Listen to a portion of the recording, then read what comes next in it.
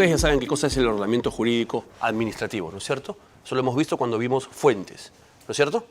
Fuentes del procedimiento administrativo, título preliminar de la ley, ¿ya? Cuando hablamos de fuentes del procedimiento administrativo, nos referimos a una serie de parámetros conformados por pautas de distinta índole, ¿ya? Que tienen en común todas ellas, que se encuentran sistematizadas, ¿ya? Se encuentran ordenadas y sistematizadas para guiar, para regular el ejercicio de la función administrativa. Cuando hablamos de ordenamiento jurídico, hablamos de un concepto distinto al de orden jurídico. Cuando se menciona y se alude al orden jurídico, hablamos de conjunto de normas, ¿ya? Leyes, reglamentos, ¿no? Pero cuando hablamos de ordenamiento jurídico, hablamos de todos los parámetros que sirven y que han sido previamente establecidos mediante mecanismos válidos, mediante mecanismos legítimos, para regular la función administrativa. Y dentro de esos parámetros tenemos, por ejemplo, a la cabeza a la Constitución, como norma suprema dentro de un Estado. La administración, ¿ya? Como todo espacio de poder público, como toda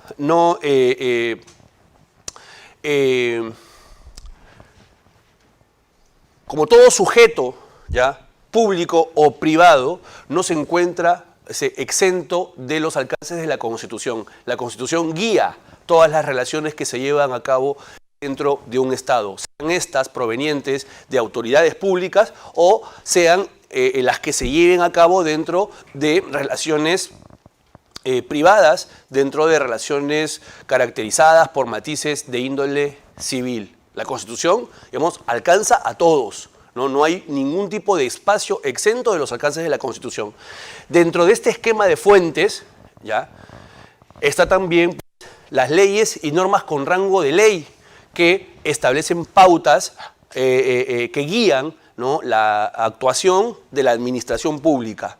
Están también las normas reglamentarias y a veces los reglamentos se elaboran por decretos supremos, ¿no es cierto? Mediante decretos supremos se desarrollan normas reglamentarias, pero si nosotros vemos el orden jurídico, el sistema de normas formales, tenemos que a la cabeza, claro, esto Kelsen lo dibujaba como una pirámide, ¿no es cierto? Lo dibujaba como una pirámide, ¿ya? A la cabeza tenemos a la Constitución, luego tenemos a la ley y a normas que tienen rango de ley, entre ellas, por ejemplo, los decretos legislativos, los decretos supremos, los decretos de urgencia, ¿no? Ordenanzas tienen un alcance o un rango, tienen una jerarquía dentro de la estructura jerárquica de las normas, ¿no? Equivalentes a las leyes en sentido formal, o sea, las leyes que emite el Congreso. Después tenemos normas reglamentarias, ¿ya? Normas reglamentarias. Y después tenemos disposiciones de carácter particular. Este mismo esquema también se repite aquí, ¿ya? Incorporamos dentro del sistema de fuentes del procedimiento administrativo o del derecho administrativo a las leyes en sentido formal, ¿no? Y en sentido material también, ¿ok? Normas que tengan rango de ley, esto de aquí, ¿ya? Los tratados internacionales están dentro del ordenamiento jurídico nacional. ¿Crean normas? Claro que sí. Los tratados, ¿no?, internacionales o los convenios, ¿no?, ratificados por el Estado peruano, cuando estén vinculados a funciones administrativas. Muchas, por ejemplo, de las disposiciones que se utilizan para las relaciones laborales, y entre ellas las relaciones laborales en el sector público, provienen de tratados internacionales, ¿ok? Y esos tratados se incorporan al derecho nacional. Dentro de esta escala, dentro de esta pirámide, la mayoría de ustedes son abogados, ¿no?, ¿dónde están los tratados internacionales? ¿Qué rango tienen los tratados internacionales dentro de la pirámide de Kelsen? Lo cierto es que Kelsen, cuando pensó en esta pirámide, no pensó en los tratados internacionales, porque muchos de estos tratados internacionales ya nacen a partir, ¿no?, de la Gran Guerra, o sea, la Segunda Guerra Mundial. Y entonces hubo inicialmente desde una perspectiva penal, ¿no? El deseo y la intención de los estados, ¿no? De los estados que participaron en esta guerra, de establecer, digamos, pactos a efectos de perseguir, ¿no? Los crímenes cometidos durante esta época, ¿ya? Claro, y ahí viene el tema, ¿no? Que no existe claridad, ¿ya? Sobre los tratados internacionales. Kelsen, cuando saca esta teoría pura del derecho, o algo así creo que se llama su obra maestra, ¿ya? Él pues la publica en 1920, ¿ya? O sea, digamos que 13 años antes de que estalle pues, ¿no? la Gran Guerra. Entonces, los tratados internacionales no estaban dentro de su visión, ¿ya? Entonces, precisamente los tratados internacionales es lo que de alguna manera trastoca esto, ¿no? En un ordenamiento interno, ¿no? Siempre un ordenamiento interno compuesto por normas diseñadas por los propios estados, pues no hay problema, pero cuando intervienen distintos estados para crear normas al interior del país, ya la cosa no queda tan clara, ¿no? Y de hecho que esta pirámide se ve trastocada por eso. No hay, digamos, una pauta precisa sobre cómo podemos incorporar dentro del ordenamiento jurídico, pero no, porque la Constitución dice, ¿no? Los tratados internacionales forman parte del ordenamiento nacional, ¿ya? Pero no dice bajo qué rango, ¿no? Si nosotros vamos al artículo 200 de la Constitución, se establece como dentro de las protecciones que tiene el ciudadano a través de las acciones, ¿no? De garantía constitucional, tenemos a la acción de inconstitucionalidad, ¿no? Que es una suerte de demanda que se plantea, ¿no? Para poder evaluar la constitucionalidad de una ley o de normas con rango de ley. Y dentro de esas normas que están sometidas bajo los alcances de la acción de inconstitucionalidad, de acuerdo a la Constitución, están los tratados internacionales. ¿Eso qué me permite inferir? Que, de acuerdo a esta perspectiva, los tratados internacionales tendrían rango de ley. Pero hay una disposición complementaria en la Constitución que señala que los derechos, ¿ya?, establecidos en la Constitución tienen que leerse a la luz, tienen que interpretarse a la luz de los tratados internacionales sobre derechos humanos. Entonces, si yo, digamos, derechos que estoy reconociendo en la Constitución, los tengo que interpretar de acuerdo a lo que dice un tratado internacional que tiene mayor jerarquía, ¿no? ¿Lo que la Constitución establece o lo que el tratado internacional establece? Entonces, parecería que es el tratado. Entonces, no hay una pauta clara sobre eso, ¿ya? ¿Qué rango tiene el tratado internacional dentro de un esquema jerárquico de normas? No importa. Lo cierto es que los tratados internacionales también forman parte del derecho nacional. Desde mi punto de vista, incluso tendrían un nivel supraconstitucional. Hoy ya no se habla del control de constitucionalidad, ahora se habla del control de convencionalidad, ¿no? Y muchas de las disposiciones que tienen que ser evaluadas a la luz de la Constitución no solamente se quedan ahí, tienen que evaluarse también a la luz de los tratados internacionales. Y no solamente a la luz de los tratados internacionales, sino a la luz de lo que dicen y de lo que establecen y de lo que terminan concluyendo autoridades que están encomendadas, ¿no?, a la interpretación de los tratados internacionales. Por ejemplo, la Convención Interamericana de Derechos Humanos. Su jurisprudencia, la jurisprudencia de la Corte Interamericana de Derechos Humanos, también se utiliza como referente, ¿no? Entonces, ya como que el concepto ha ido, digamos, evolucionando, ¿no? Pero de acuerdo a nuestra ley, los tratados también forman parte, ¿no?, del orden jurídico administrativo. Esto aquí es un sistema, conjunto de parámetros, conjunto de fuentes de distinta categoría, de elaboración, que de manera sistemática tienen que ser interpretadas para servirle de base, ¿ya?, de fundamento a las decisiones de la administración pública, ¿ya?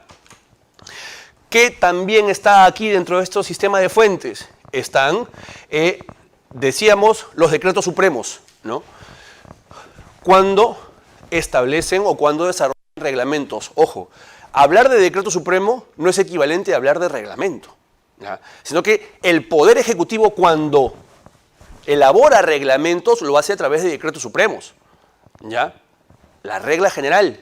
Porque mediante decretos supremos también se pueden hacer actos de administración interna. Por decretos supremos también se pueden, digamos, cuando un ministerio aprueba su ROF, ¿a través de qué mecanismo lo hace? A través de un decreto supremo. Entonces, un decreto supremo contiene un acto de administración interna. ¿Se entiende? ¿Ya? Esto también es forma. Así como las resoluciones administrativas, esto también es forma. No, si nosotros pensamos en decreto supremo, no tenemos que pensar necesariamente en reglamentos, cuando sabemos además que muchos de los reglamentos a los que están sometidos los sistemas administrativos se elaboran mediante decretos supremos, pero no es la única utilidad que tiene un decreto supremo. Ahora, muchas entidades no están dentro de el Poder Ejecutivo. Y entonces, ¿cómo elabora un reglamento la Contraloría General de la República? Si no depende de ninguno de ninguna de las entidades que están dentro del Poder Ejecutivo. El decreto supremo no le va a servir por la autonomía que tiene, ¿no es cierto? Entonces, será una resolución del titular. Entonces, otros reglamentos elaborados por las entidades a través de una facultad previamente otorgada a ciertas autoridades, ¿ya? Que también, digamos, al igual que los decretos supremos, pueden contener reglamentos. Ahora, a veces hay normas reglamentarias que son elaboradas por distintas autoridades que están dentro de los niveles jerárquicos de las entidades. Muchos de los reglamentos, por ejemplo, que tiene SUNAT, se desarrollan mediante resoluciones de intendencia, ¿no? O otras entidades utilizan resoluciones directorales o resoluciones jefaturales, y también lo que contienen son disposiciones reglamentarias, ¿ya? Disposiciones infrarreglamentarias, normas de desarrollo, ¿ya? Directivas, lineamientos, procedimientos, jurisprudencia del Poder Judicial cuando interpreta normas de índole administrativo, ¿cierto? Los jueces en lo contencioso administrativo, por ejemplo, los jueces en materia constitucional, ¿ya? Cuando desarrollan, ¿no es cierto?, criterios en torno a la forma como actúa la administración pública, jurisprudencia del Poder Judicial cuando se pronuncia sobre funciones administrativas. Opiniones vinculantes de autoridades calificadas, como el OCE, por ejemplo, ¿ya? Que emite opiniones vinculantes en, digamos, materia de contrataciones del Estado. Pronunciamientos, ¿ya? Pronunciamientos. El Tribunal de Servir tiene una serie de pronunciamientos, el propio OCE, ¿no? Opiniones legales, ¿no?, de autoridades que en materia administrativa emiten pronunciamientos de alcance general. La jurisprudencia de las autoridades administrativas, ¿ya? Precedentes de observancia obligatoria emitidas en ámbitos específicos por autoridades que tengan estas atribuciones, ¿ya? Los principios, claro que sí, los principios del derecho administrativo, ¿ya? No solamente los que tenemos aquí, que es un catálogo bastante específico y puntual, porque el derecho administrativo tiene otros principios que también pueden ser utilizados. Entonces, todos estos mecanismos, de manera integrada, conforman un sistema autónomo, ¿ya?, que sirve para establecer parámetros para el ejercicio de esta función. Lo que ha querido el legislador con esta consagración es decir, ojo, cuando una autoridad quiera encontrar un fundamento para sustentar sus decisiones, que no se vaya al Código Penal, que no se vaya al Código Civil, que no se vaya al Código Procesal Civil, que busque aquí primero dónde está el criterio que le va a servir para poder desarrollar sus actividades, para poder justificar sus funciones. Esto se llama ordenamiento jurídico administrativo. Evidentemente, hay fuentes que son más estables que otras, ¿no? Las jurisprudencias, por ejemplo, emitidas por organismos públicos. Digamos que el Tribunal Fiscal tiene una jurisprudencia que a lo largo de los años tiene un determinado sentido, pero el Tribunal Fiscal en algún momento no podrá cambiar de sentido. Entonces yo puedo utilizar, ¿no es cierto?, esa jurisprudencia como un criterio para fundamentar mis decisiones, pero ojo, si ese criterio se contrapone a la ley, ¿no?, queda claro cuál fuente es más poderosa que la otra, ¿no es cierto? ¿No? Cuando tienes un reglamento que contraviene la Constitución, lo que tienes que hacer no es preferir la Constitución, porque no está autorizada la administración para llevar a cabo una suerte de control difuso, pero ese reglamento tienes que interpretarlo y aplicarlo de la forma que sea más compatible con la Constitución, ¿ya? Hasta ahí llega la administración pública. No puede aplicar o inaplicar normas que tiene, ¿no es cierto?, como principal normas que tienen como principal objetivo regular sus funciones porque considera que es contraria a la Constitución. ¿Ya? Eso ya está zanjado por el propio Tribunal Constitucional. Entonces, entre una opinión vinculante, el OCE emite opiniones vinculantes, pero es muy criticada, ¿no?, esta práctica llevada por el OCE, porque a veces sobre una misma materia te emiten opiniones contradictorias, y tú que trabajas en ese sector conocerás el tema, ¿no? Y los que trabajábamos en control a veces, digamos, decíamos, oye, esta actuación está, digamos, cuestionada, es irregular, y el OCE, digamos, lo corrobora, y planteas 3 opiniones del OCE, y el auditado te plantea otras 3 opiniones en sentido contrario, ¿ya? Entonces, ¿te sirven de fuente? Sí, ¿ya? Te sirven de fuente, las puedes utilizar, pero sabes que algunas de estas fuentes son, digamos, menos sólidas que otras. Cuando una ley te establece un criterio claro y, digamos, inequívoco, ¿no?, tú sabes que ese criterio va a prevalecer probablemente por encima de cualquier opinión, pronunciamiento o jurisprudencia que vaya en sentido contrario, ¿ya? Entre las fuentes también existen niveles, ¿ya?, niveles de solidez, niveles de solvencia, ¿ya? Y evidentemente hay un cierto grado de jerarquía entre ellas, ¿ya? Todas ellas, ¿no?, lo que buscan es, de alguna manera, formar, y tienen la pretensión de formar un sistema integrado al cual tiene que acudir la administración cada vez que vaya a llevar a cabo una actuación en donde no tenga un sustento o un fundamento claro desde la perspectiva jurídica. Todo esto, ¿ya?, todo esto constituye el ordenamiento jurídico administrativo, ¿ya? Y cuando yo hablo de fundamentos jurídicos, me refiero a esto, me refiero a las fuentes que se utilizan, me refiero a los criterios, a los parámetros que el ordenamiento jurídico administrativo ha diseñado y me van a servir a mí de sustento para poder llevar a cabo mis actuaciones. ¿Ok? ¿Se entiende eso?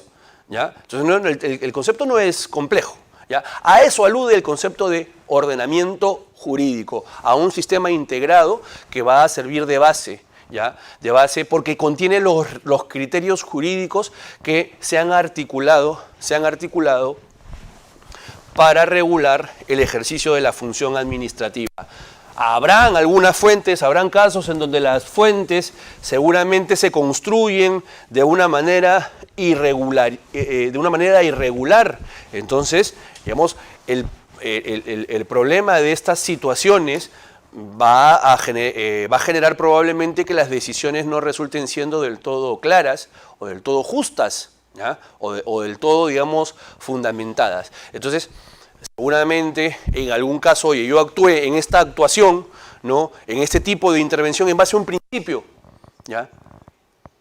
Esa actuación sustentada en un principio, digamos, implica que la autoridad haya tomado una fuente, ¿no es cierto?, del ordenamiento jurídico administrativo, pero eso no significa que sea, digamos, totalmente absoluta, incuestionable esa actuación, porque seguramente en un contencioso administrativo un juez podrá decir no, así no se aplica el principio y podrá ir en contra de esa aplicación, o lo hará el Tribunal Constitucional, ¿no es cierto? Entre ellas también se despliegan una serie de intervenciones y de actuaciones que van a poder, digamos, cuestionar la forma como se aplican las fuentes en casos concretos, ¿ok? ¿Sí? Ya. Ahora, acabamos de leer el artículo 8 en base a lo que ha dicho la autora. El acto administrativo dice, ¿es válido todo acto administrativo que sea conforme con el ordenamiento jurídico? Eso es lo que dice el artículo 8, ¿no es cierto? Entonces, lo que te plantea la norma es que el acto administrativo que sea emitido de manera conforme al ordenamiento jurídico, ¿qué cosa es? válido. Acá yo puedo hacer una inferencia. Entonces, el acto administrativo no conforme al ordenamiento jurídico, ¿qué tendrá que ser? Si el conforme es válido, el no conforme al ordenamiento jurídico, ¿qué tendrá que ser? No válido o inválido, ¿no es cierto? Es una inferencia que estoy haciendo, ¿ya? Y aquí importante distinguir invalidez con nulidad, ¿ya? Y el artículo 9 parece no ir en la misma línea. Doctora, ¿puedes leer por favor el artículo 9? Presunción de validez. Todo acto administrativo se considera válido en tanto su pretendida nulidad no sea declarada por autoridad administrativa o jurisdiccional, según corresponde.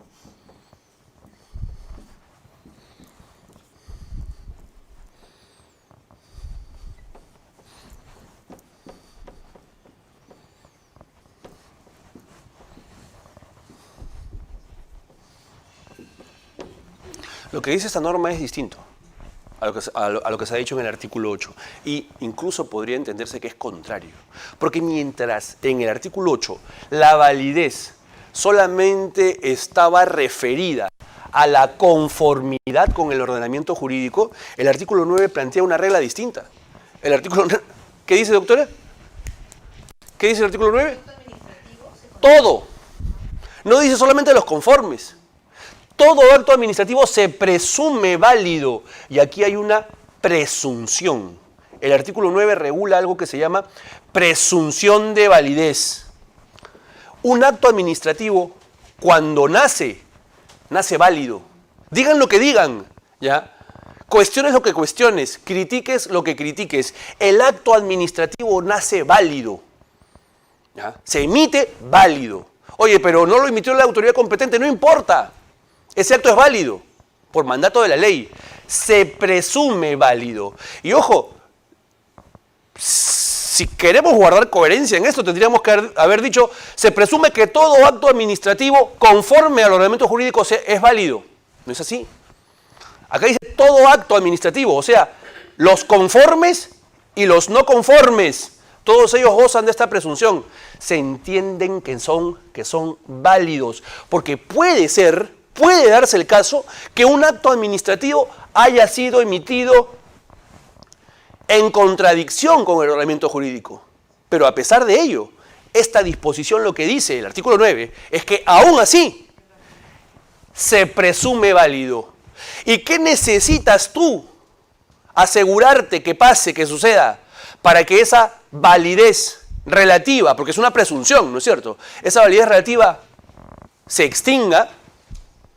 Necesitas que una autoridad competente en el plano administrativo, en el ámbito administrativo o en el poder judicial declare la nulidad.